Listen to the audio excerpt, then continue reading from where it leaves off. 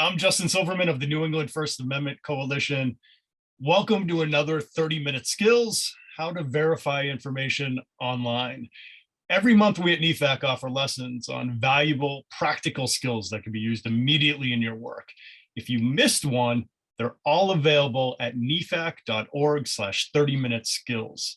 These lessons include web scraping, data visualization, how to respond to a subpoena, how to protect yourself as a journalist, and topics such as HIPAA and FERPA, among many, many others. We have a lot to cover and not a lot of time, so let's begin. Leading today's class is Professor Kristy Roschke at Arizona State University. Kristy, all yours.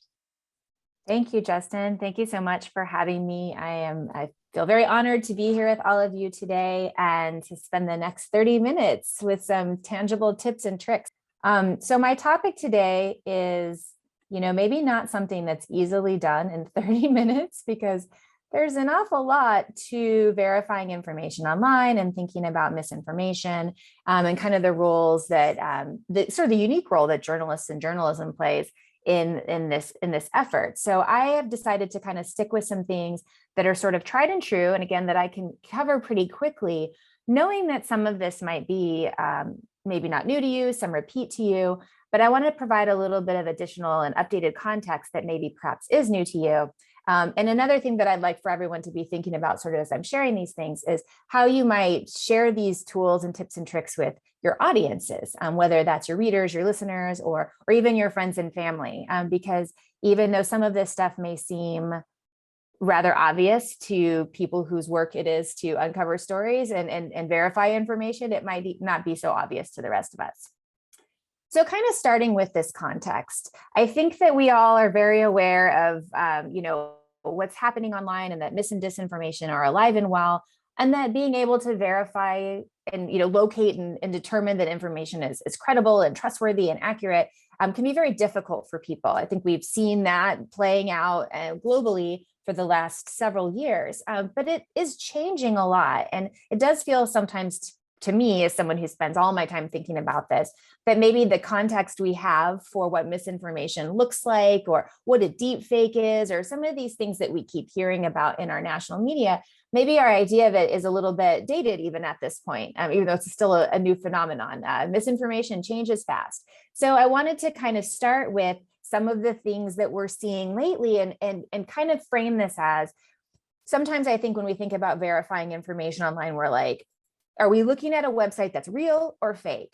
But the truth is you're not likely to really encounter that situation very much anymore, because there are lots of fake websites that exist, but I don't think that's the biggest challenge. And on the contrary, I think the biggest challenge is kind of thinking about individual pieces of content or even people who are providing content and the ways in which they might be trying to mislead us. So some recent things that have happened, this article, some of these headlines here, BuzzFeed broke this story a year ago, but we've seen some more recent news on this with regard to PR firms who are actively working to get influencers, so social media influencers, to spread disinformation, and most recent cases to spread disinformation about the COVID vaccine. So using influencers to help influence people in the wrong way. These are PR firms that have been hired to be disinformation agents. Similarly, we're seeing governments being their own disinformation campaigns and using social media, again, digital media to spread falsehoods. In this case, in Nicaragua, was to say nice things about the current government and say bad things about the opposition.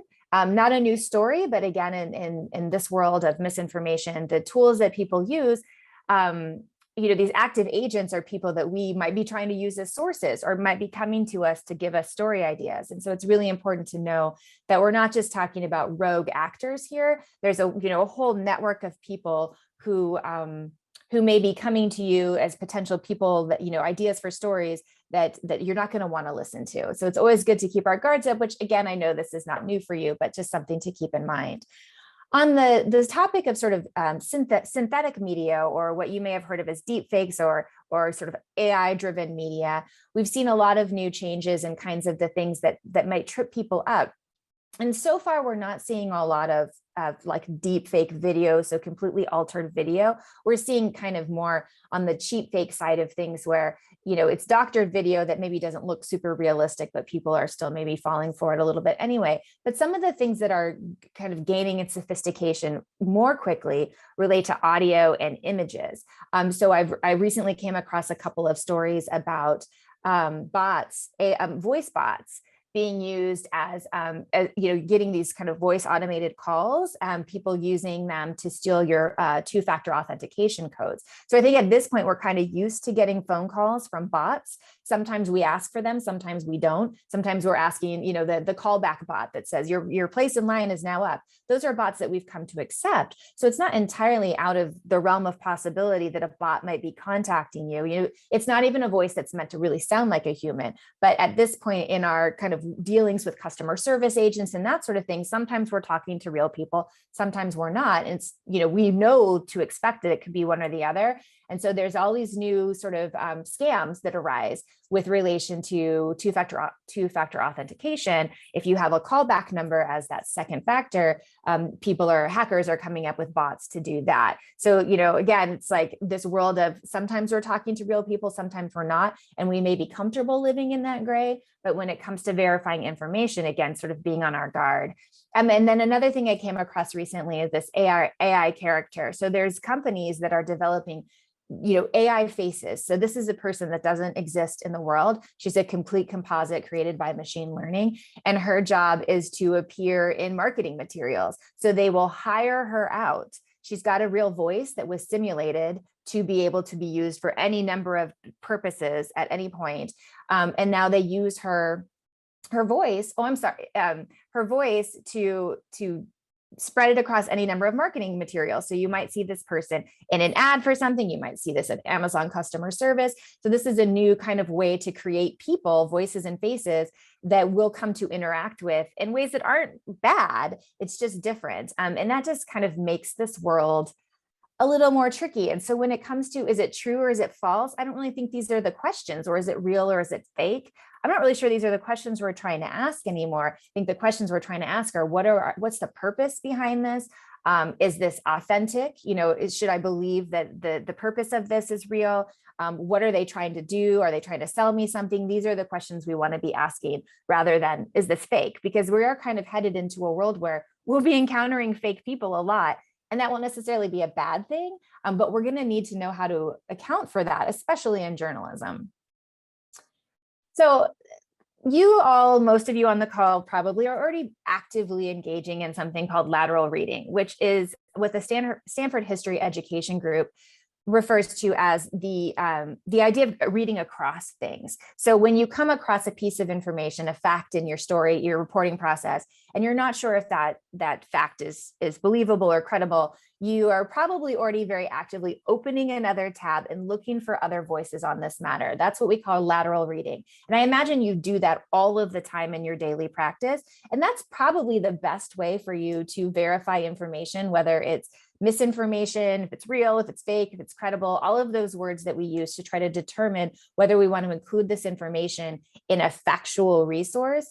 I wanted to give it that name, though, so that you were familiar with Stanford History Education Group's work and this concept of lateral reading that they've been teaching to young people around the country, and that it's a tip that it's very easy to teach other people. Again, rather than going deep in one article and trying to see if you can surmise all of the truth and credibility in one website or one piece of information, we want to read across the web. That's really the beauty of the internet, is that we can find multiple sources that can either help us come to a consensus about something, or it can pretty quickly tell us that what we're looking at is not real. So I just wanted to kind of say that I recognize this as something that's a tried and true journalism skill, but in my world, in terms of media literacy and misinformation, we refer to it as lateral reading. And I think that's a great tip to share with other people. And also kind of be mindful of what you're doing as you're doing that, knowing that there's some of these additional factors at play when it comes to sharing information these days.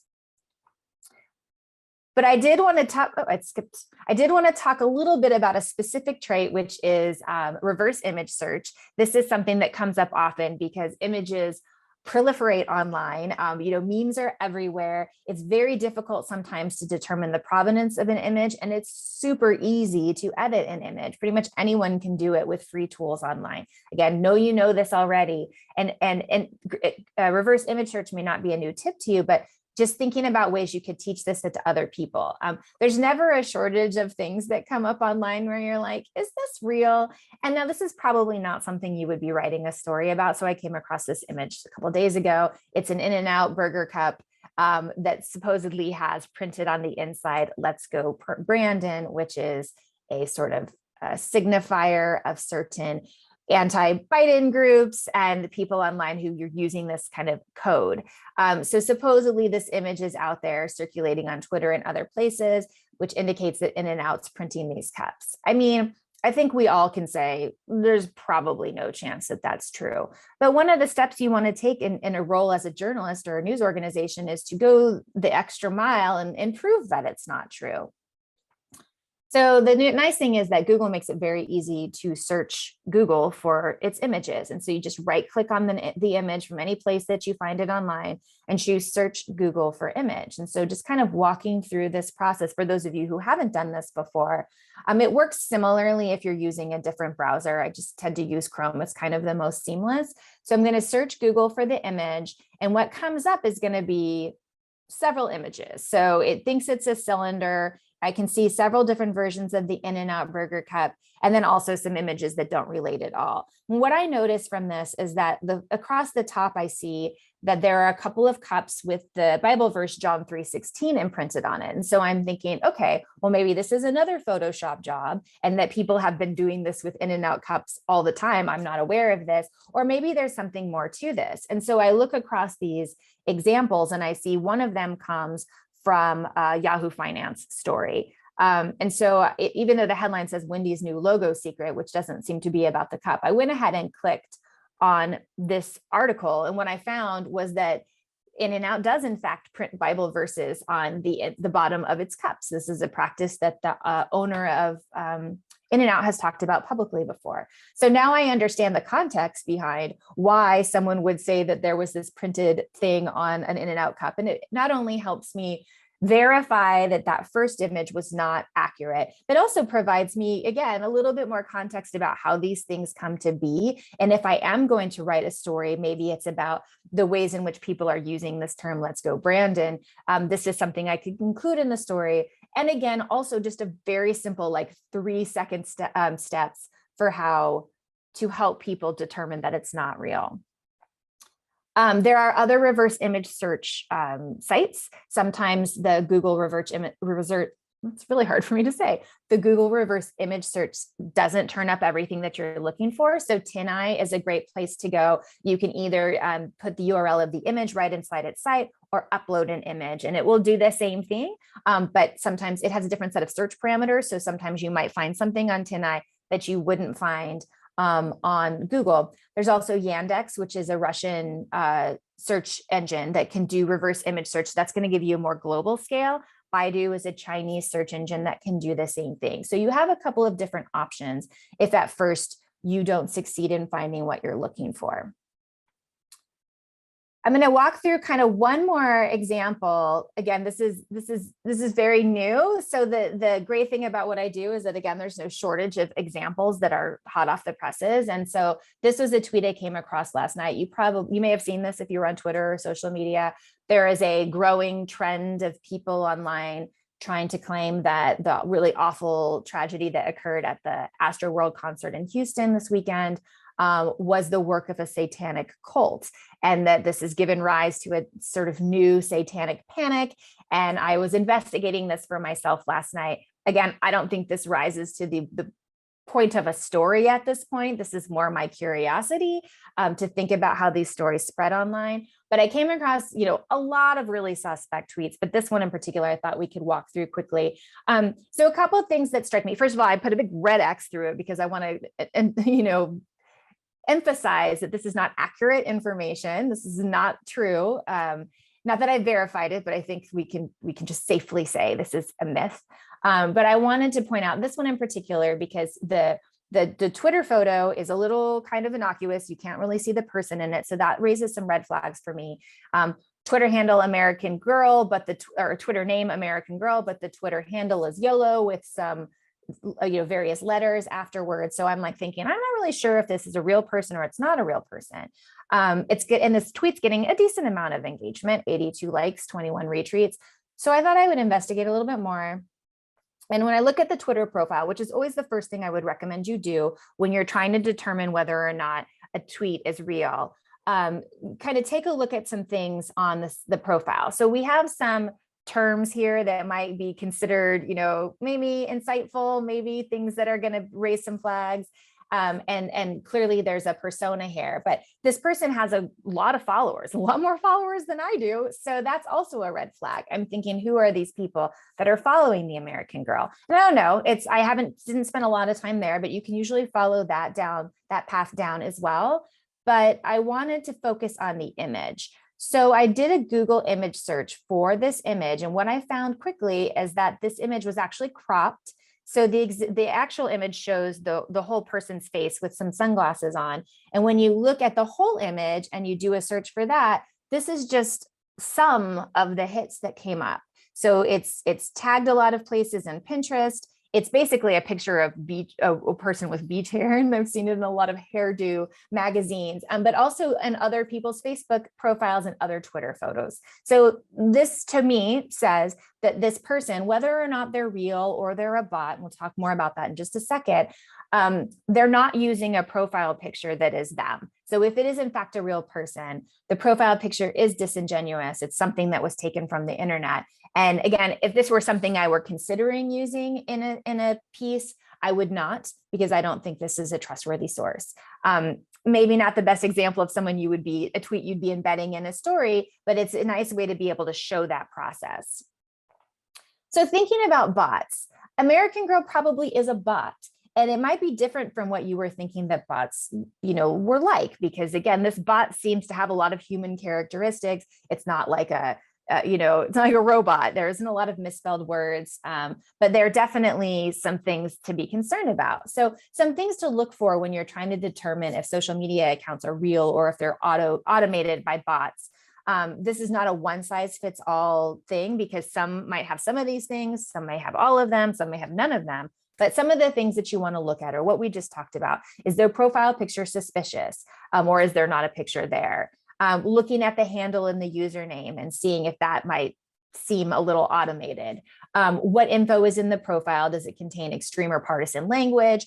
A lot of times bots will use a lot of hashtags because they're trying to hashtag jam a certain story. So there might be a lot of hashtags or emojis in the profile. Other things to look for is how long has the account been active? How many times has the account been posted? Has it not posted at all? Or conversely, does it post more than 50 times a day? There's a little bit of different opinions on this, but between like 50 and 75 times a day is sort of, for those people who are tracking bots online, that's kind of their telltale sign if they're tweeting more than that. What's the follower to following ratio, and who are those people? Are the followers or the people they're following the same? Because a lot of times bots just retweet each other in multiple languages, and it's just a circular process. And then, what are they tweeting? Is it a lot of questionable content? Are they tweeting in multiple languages? Is it a lot of partisan, really political stuff? Those kinds of questions are all good ones to ask as you are trying to decide whether or not a tweet that you might want to use in a story, or a person that you might want to contact, save yourself some time if you can determine that this isn't actually an account that you want to, include in your work. But I also want to point out that bots aren't necessarily bad. Kind of what I was talking about before with the AI, we live in a space where there's a lot of AI we're interacting with on a daily basis. And this is an example of one of my favorite bots on Twitter, which is called the Tiny Care Bot. And the Tiny Care Bot will give you reminders multiple times a day to do good things, like let your eyes rest or be sure to drink enough water. I love this bot. And I love that we can see automated reminders for things. We use bots and automation a lot in our lives, and it really helps our lives. It helps our journalism in a lot of ways. So again, I want to point out that it's not so much about determining the real and the false. Like, those are good things to know, but that's not always the answer that we're looking for, or the question we're trying to answer, I suppose. And so I think also helping audiences get more comfortable recognizing that they are in this space where, we can't always trust that we're listening to authentic voices. And there's some simple things that anyone can do on their own with free tools is very helpful. So this is just an example of where a bot might not be a bot. This is actually a person that I know and that tweets, but you would never believe it was a real person simply by looking at it. But I happen to work with this person. I'm not going to share their information for the sake of their privacy, but you can't always trust like this is a bot here, because this is actually a real life person. So thinking about free tools and things that we can use to help ourselves and help one another when we are trying to navigate this crazy world, I just want to share what I think is one of the best resources for what's known as open source intelligence tools. So you'll learn more about reverse image search, but you'll also learn things about how to find the metadata in images and videos. So metadata, if you don't know, is all the information about when the picture was taken, what kind of camera was used, some of the lighting and those kinds of things, which can help you track down whether an image has been edited or not, or what its original provenance is. So EXIF and metadata can be very useful for that. But you can also find other tips like how to geolocate things on maps. Some of this stuff gets really technical, but a lot of it's pretty user-friendly. And so this is a resource that Bellingcat, which is probably the most known open source provider in the world, has put together, and I highly recommend you check it out. Not all these tools are free, but many of them are, and it's a great way to find different types of information as you're trying to verify information online. And let's see, I think I have, and then there are other groups like the International Fact Checking Network, which has a huge database of information that has already been fact checked, as well as First Draft News, which, if you're not familiar, is a nonprofit organization that does a lot of fantastic trainings for journalism on the subject of misinformation and other kinds of cyber security and privacy and security issues. And then at the News Collab at ASU, we also have a free online course on media literacy, which isn't necessarily geared towards journalists, but it's certainly geared towards your audiences. Again, thinking about how you might want to help others who are using your information, or you're reading or listening or watching your stories, how they can be better consumers of information and users of information. Those are some great goals to have as a journalist or a news organization. So I'm going to stop there, I think, because we have a few minutes left. Oh, I'm sorry, one more slide. One last piece of information is when you do come across misinformation, you might not be aware, but it's very easy to report inappropriate content to all social media platforms. And I really think it's everyone's responsibility to take that extra second to report something when you see it, because that just helps the platforms do what we argue they aren't doing enough fast enough, which is getting rid of misinformation online. So you can help that by reporting things, and that sends it to their moderators and kind of flags it for people so that they can pay attention to it more quickly. So I think that's a great thing for journalists to do, because you guys are probably out there finding a lot of junk all the time, and just taking that extra step to report it could be very helpful. And now I will stop with my contact information and say thank you so much for your time. This has been fast and furious. Happy to share the links afterward if you all are interested. Thank you, Kristy. That was excellent. I want to give everybody a moment to ask any questions, remaining questions that they may have. In the meantime, though, Kristy, I think just following up on your last point, maybe you could speak a little bit more about the responsibility that we may all have to when we identify misinformation or something that's potentially false online. What responsibility do we have to report it and make sure that that type of misinformation isn't spread any farther than perhaps it already was? Yeah, I mean, it's a great question, and it actually brings up a couple of different things that journalists uniquely face, which is when also making the decision on when we should be reporting about misinformation to the public, or when we should just like keep it under wraps, right? Because there's a tipping point where something goes from myth online to, do we really need to be having a conversation about this? That Astroworld example, I think, is a good one. Like, I think that's something that's best left online for people just to sort of speculate about. As soon as the media sort of jump on, oh, the concert was, people are claiming the concert was satanic, even if the purpose is to debunk that story, it gives it a credence that it doesn't deserve. So on one hand, I think journalists need to be careful about not wanting to jump on the next misinformation narrative and kind of spread it broader than it needs to.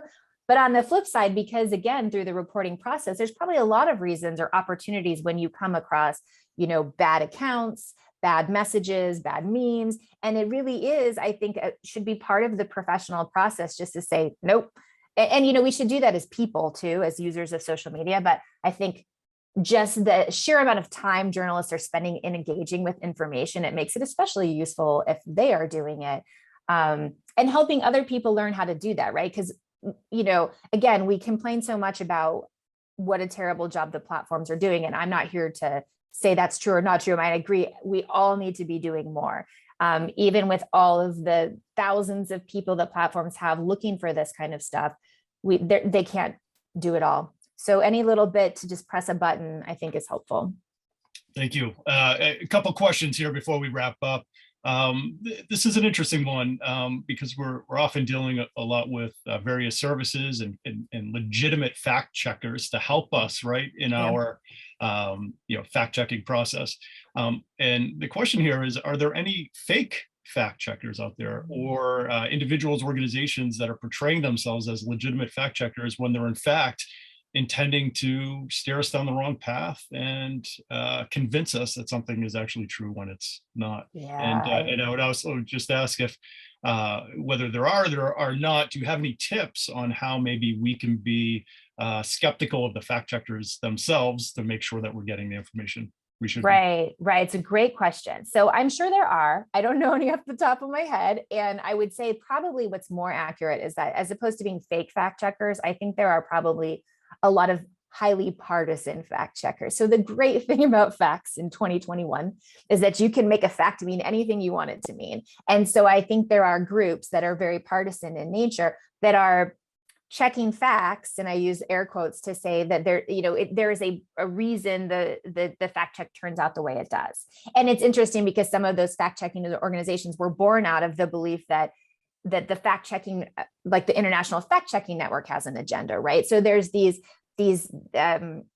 accusations being tossed about that everyone has an agenda. And so really, as any fact checker, completely neutral. I would say that the best fact checkers to look for would be those that are certified by the Poynter Institute through the International Fact Checking Network, because they do have to meet a set of criteria that, even though some on fringe might argue are not real criteria, they really are. I mean, for the purposes of journalists, I think we can safely trust the work that they're doing. But it is important to note that it's hard to independently verify anything today. Well, it's hard to have people believe that anything is independently verified today. So I think it's important to choose the fact checkers and choose your processes and be open about those processes. Be as transparent as you can about that process, so that people can at least see, how they can check your work, as it were. Great. And in the final minute here, last question, some clarification needed between the terms misinformation and disinformation. We're hearing both of these terms used a lot, sometimes interchangeably. Is there a meaningful difference between the two? Can you help us, Sure. distinguish one from the other? Yeah, so I think this kind of accepted difference sort of in research circles between the two. So misinformation is a much broader category, right? This is going to be false information, but that can include everything from satire to innocent mistakes that people make in the process of, reporting. It can also be information taken out of context, but it's not malicious. Disinformation is pretty specifically defined as false information with the intent to harm. That harm can be to sow confusion, that can be to steal people's money. There's a lot of reasons why you might harm, but that disinformation is really the intent, that malicious intent is what makes something disinformation. I tend to use misinformation most because that's, I think, mostly what we're seeing, and that's kind of broader, but those are the distinctions. Thank you again, Kristy. This was extremely helpful. Appreciate your time. And thank you all, our audience, for joining us today. If you found what was taught here valuable, please consider supporting our work with a donation at nefac.org, or better yet, become a sustaining member at nefac.org/join. This is a free public service provided by NEFAC that can only continue with your support. So many thanks to you all for helping us make this happen. We'll see you next month for our next 30-minute skills.